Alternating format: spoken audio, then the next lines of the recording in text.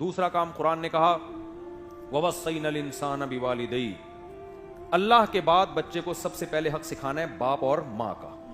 ماں باپ اپنے حقوق بھی بچوں کو نہیں سکھا رہے آج کل، بدتمیز بنا رہے ہیں باقاعدہ. بچے کی ہر خواہش پوری کرنا. بچہ ماں سے بدتمیزی کرتا ہے تو باپ کچھ نہیں کہتا، باپ سے بدتمیزی کرتا ہے تو ماں ہنس رہی ہوتی ہے. ہوتا ہے کہ نہیں ہوتا؟ بلکہ بعض باپ بچوں کو ماں کے خلاف ورغرا لے ہیں. بیٹا تمہاری امی تو ہیں ہی ایسی، آج تک کبھی انہوں نے مجھے سکون نہیں دیا، ٹینشن ہی دے کے رکھی ہے. ماں بچے کو کس کے خلاف ورغلا رہی ہے؟ ابا کے خلاف. میری جب سے شادی ہوئی ہے میں آئی ہوں، تمہارے باپ نے تو بیٹا میرے ساتھ یہ زیادتی کی ہے، تو 2 تھپڑ تمہیں بھی تو لگائے گا نا، وہ تو اس کی تو عادت ہی یہی ہے. اور ابا کا تنخواہ چھپاتے ہیں یہ، بیٹا تم یہ نہ دیکھا کرو اتنے انڈے آ رہے ہیں، اتنی ڈبل روٹیاں آ رہی ہیں، تمہارے ابا کے بہت بڑی جائیدادیں ہیں، چھپا کے رکھتے ہیں. اس سے بچے کے دل میں باپ کا شکر پیدا ہوگا یا ناشکری؟ اچھا، انسان کی نیچر ہے جب اپنے حقوق خود بتاتا ہے تو دوسرے پہ زیادہ اثر نہیں ہوتا. تو پتہ چلتا ہے کہ باپ کو چاہیے وہ ماں کے حقوق بتائے، سمجھتے ہو؟ اور ماں کو چاہیے وہ باپ کے حقوق بتائے.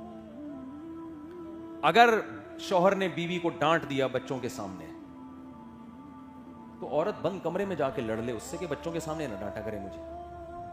سمجھتے ہو؟ بچوں کے سامنے یہی شو کرے کہ بھئی تمہارے والد ہیں، میرے ہسبینڈ ہے. ڈانٹ دیا تو کیا ہو گیا بیٹا؟ اس کو عزت نفس کا مسئلہ نہ بنائیں، اس سے بچوں کے دل میں باپ کی عظمت پیدا ہو. ہاں بند کمرے میں جا کے سمجھا دیں. آپ یہ بات مجھے یہاں بھی کہہ سکتے تھے، بچوں کے سامنے ذلیل کرنے کی کیا ضرورت تھی؟ تمہاری ایسی کی یہ آٹومیٹک منہ سے نکل رہا ہے، پتہ نہیں کیوں نکل رہا ہے، اللہ خیر کرے. تو آٹو پہ بھی کچھ چیزیں ہوتی ہیں نا، کیا خیال ہے بھائی؟ کچھ چیزیں آٹو پہ ہو جاتی ہیں نا، وہ پھر وہ ریورس کرنی پڑتی ہیں. تو وہاں نہ کہیں، اس سے بچے کے دل میں سربراہ کا احترام نکلے گا. تو شوہر کو چاہیے وہ بچہ جب ماں سے چیخ کے بات کر رہی ہے تو شوہر کو چاہیے ایسے موقع پہ ٹوکے کہ تمہاری ماں ہے، اللہ نے تمہیں اس کے سامنے آواز نیچی کرنے کا حکم دیا ہے. میں نے کبھی اس سے سامنے اونچی آواز سے بات کی ہے جو تم کر رہے ہو؟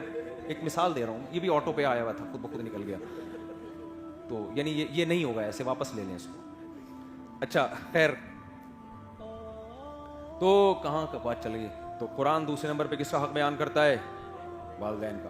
پھر قرآن کہتا ہے لقمان علیہ السلام نے پھر اپنے بیٹے سے کہا یا بنی اقیم الصلاۃ، نماز قائم کرنا. اب تک دنیا داری شروع نہیں ہوئی، کاروبار، بزنس، دکان، اسکول ابھی آیا نہیں ہے. وہ لائیں لیکن ٹائم پہ لے کر آئیں، اس کو سب سے لاسٹ میں رکھیں. اور ہمارے ہاں وہ سب سے پہلے.